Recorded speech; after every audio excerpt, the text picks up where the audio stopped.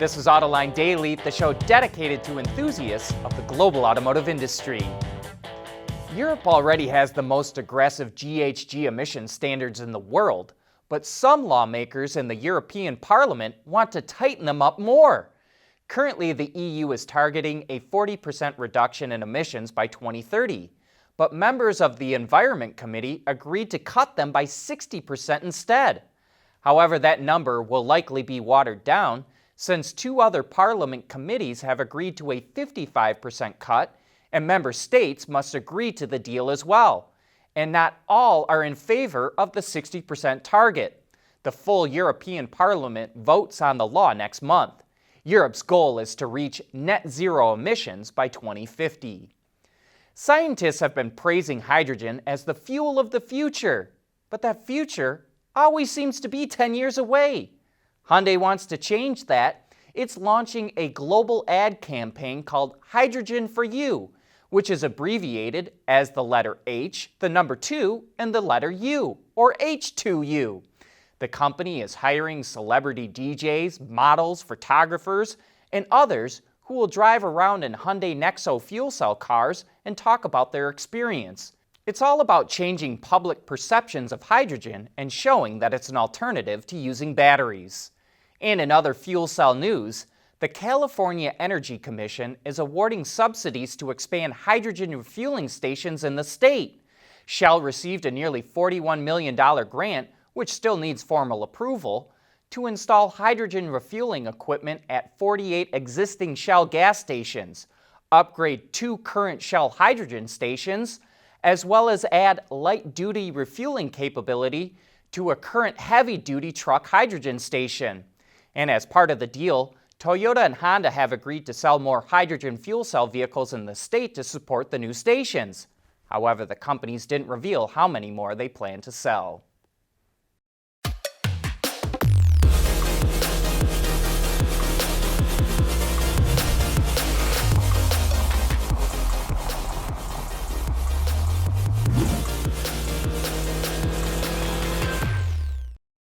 We want to know what drives your testing. OTA, connected car, diagnostics, remote testing. Intrepid Control Systems is here to help you work from anywhere. Intrepid Control Systems, driven by your data.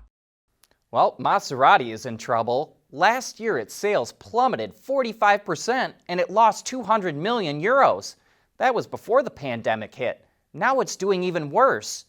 But the company has a plan to claw its way back to profitability, and part of that plan is launching the MC20, a beautiful mid-engine hypercar with spectacular specifications. 0 to 100 kilometers an hour in only 2.9 seconds. 0 to 200 kilometers an hour in only 8.8 seconds. A top speed of 201 miles per hour, and that's thanks to a 3-liter V6 that cranks out 630 horsepower and 538 pound-feet of torque, all going through an 8-speed DCT. With its carbon fiber monocoque, it weighs 340 pounds less than a C8 Corvette. Inside, it's masterfully laid out, with beautiful appointments and contrasting colors that invite you to slip into the seats. And in a nod to the modern era, there are 2 10-inch screens, and all the instrumentation is digital. So will the MC20 help Maserati get turned around? No, not on its own. It's generating a ton of publicity and will polish the brand image. But with an estimated $200,000 price tag, sales will be tiny. What will really help Maserati is the next SUV, the Grecale, which will slot in below the Levante. And that should go on sale next spring. Mercedes is turning to augmented reality to help its mechanics fix cars. Called Mercedes-Benz Virtual Remote Support, on-site dealer technicians put on a pair of HoloLens goggles to give them immediate real-time support from Mercedes technical specialists anywhere in the country. Using Microsoft's Dynamics 365 Remote Assist, the remote tech can see exactly what the on-site tech is seeing. Both users can view detailed 3D images and holograms, see where changes need to be made, mark visual information, add documents, and insert arrows and circles to highlight areas to focus on.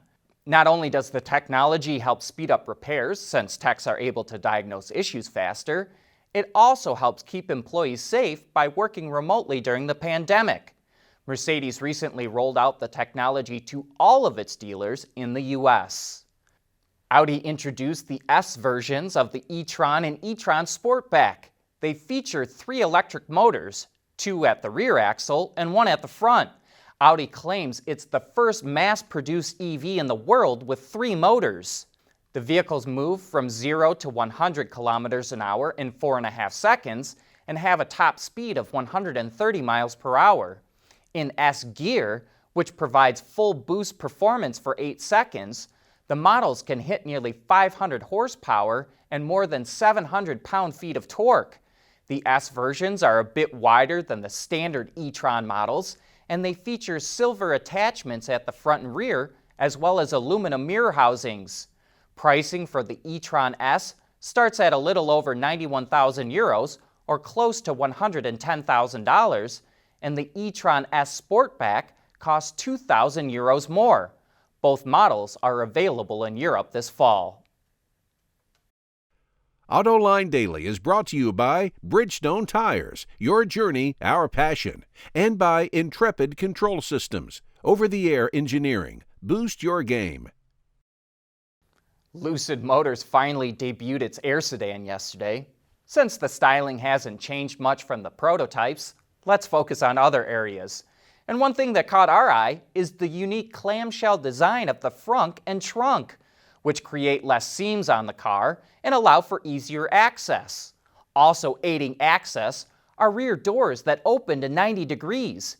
Speaking of getting into the Air, the car activates a lighting sequence as you approach and presents the door handles. It recognizes each individual user through their smartphone, uses a camera that monitors the driver to confirm who they are, and then sets preferences to that person. Once inside, you may notice the huge glass roof, but if you sprung for the top infotainment setup, you'll likely be drawn to the massive 34-inch screen that blends the instrument cluster and infotainment together. There's also a lower screen that interacts with the upper screen. The upper screen shows basic information, while the lower allows users to go into more detail. And just in case drivers get too distracted with what's happening on the screens, there's a whole suite of driver assistance technologies, what Lucid calls Dream Drive. In all, the Air has 32 sensors and cameras, and claims to be the first to combine high-res LiDAR and full surround radar. Now let's get to the numbers. 3 power outputs are available: 620 horsepower, 800 horsepower, and 1080. Thanks to a drag coefficient of 0.21, the Air has impressive range. The Touring model can go 406 miles, the Grand Touring goes up to 517, and the Dream Edition has 465 miles or 503 miles of range depending on the tire size. The Dream Edition is actually a limited edition that will launch first in 2021 and will carry a price of about $170,000. Next comes the GT in the summer of 2021 at nearly $140,000, followed by the $95,000 Touring model, and then comes the standard Air in 2022 at $80,000. Anyone interested in the Air can plunk down a $1,000 refundable deposit right now. Autoline After Hours is back this afternoon, and we'll be talking about GM's global product plans with Tim Herrick. He's the one in charge of everything GM does that is not electric, but those are the vehicles that will generate the money GM needs to invest in electrics.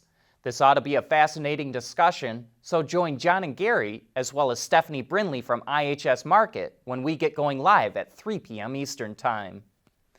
The Toyota Highlander made a recent run through the Autoline garage, and it helped us understand why it's Toyota's 4th best-selling model in the American market. While it wears an angry face, the 3-row Highlander now behaves more like a kitty cat. Everything about it is soft. The suspension is softly sprung and runs over rough roads with barely a ripple. The cabin is softly quiet. The interior features soft rounded edges on the instrument panel, the console, the seats, and the door panels. And all the surfaces are covered in soft padding. The front side windows are laminated to make the interior quieter.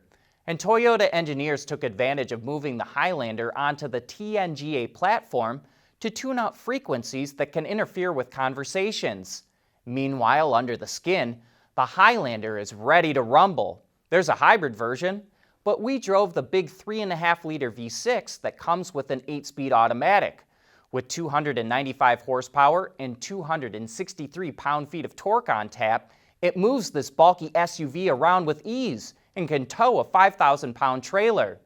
The base Highlander is front drive, but there are 2 optional all-wheel drive systems that you can choose from, while the hybrid version gets an electric motor on the rear axle to power the rear wheels.